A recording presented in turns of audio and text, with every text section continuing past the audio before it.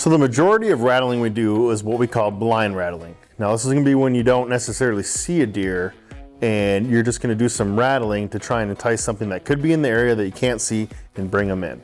Now it doesn't mean you can't rattle at deer that you can see. If they're off at a distance and you can see them and it's wide open, just be aware that if you're in an open area as well and you're rattling and this deer can't see any other deer, he's going to know something's not quite right either. It's not really going to draw him in and be as effective. Now, if you're in some thick cover, that's a better scenario. They can't see what's going on, so they have to come in and check it out. Now, if it's a little bit closer range or the deer might be able to see you at some sort of distance, that's when we can work in some, some directional rattling, maybe move it behind your back so to help cover and conceal, any of your movement and kind of, you can move it around, rattle off to the side if he's over on the side over there to where he can't see it, and actually try to project that sound not to right where you're at, because the deer will pinpoint exactly where you're at, especially if he's closer to you. Now, when you're doing some of that directional rattling and you're throwing it behind your back or trying to throw the sound off to a different direction, also try and keep in mind of the wind and your scent control. Because when you're rattling, the deer is going to kick into instincts, and instinctually, the deer can't see what's going on, so he's going to come check it out. What he's going to want to do is he's going to want to come downwind of you, and so he can get that smell, because if he got beat up by a 180-inch buck earlier in that season, he's going to want to know, hey, is that guy in there? Who is that over there fighting? And then he'll get downwind, detect who's in there, and then that's when he'll make this decision if he wants to come in and investigate further or not. The last thing you want to do is rattle a deer in downwind of you.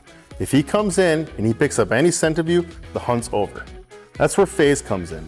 Phase is a full body odor control system, and if you use it all correctly, we've had multiple experiences where deer have just come in right downwind, underneath our stand, just eating even under our stands, and they have no idea we're there. If you can rattle and get that deer to come in downwind of you and not pick up your scent, you've just created the illusion. So if you are out in the open and you're trying to use some rattling, one of the best tactics you can use is to use a decoy. Now, a good way to use the decoy to its max potential is to try and keep it in an area to where the deer has to come in a little ways to investigate and kind of be surprised by it. As soon as he comes up and he just is surprised, wasn't quite expecting to see it there, you're going to get that just instinctive reactionary upset, and he's going to come in and want to check things out. So that deer's going to come in, it's going to surprise him, he's going to get bristled up, he's going to pin his ears back, and he's going to really want to come in hard and aggressive. Versus if he can see something off for 100, 200 yards and it's not moving, he's not going to have that same reaction to really draw him in and get those instincts going.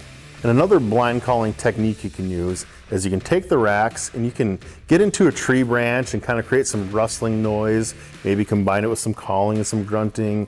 You can also take these and get them up on the the trunk or the base of a tree and really grind it in the tree. Just kind of replicate that the deer's in there, he's marking some areas, tearing things up, maybe shining up the antlers. For more tips and tactics and to see some of these strategies in real time, subscribe to the Deer Society YouTube channel and download the free Deer Society app.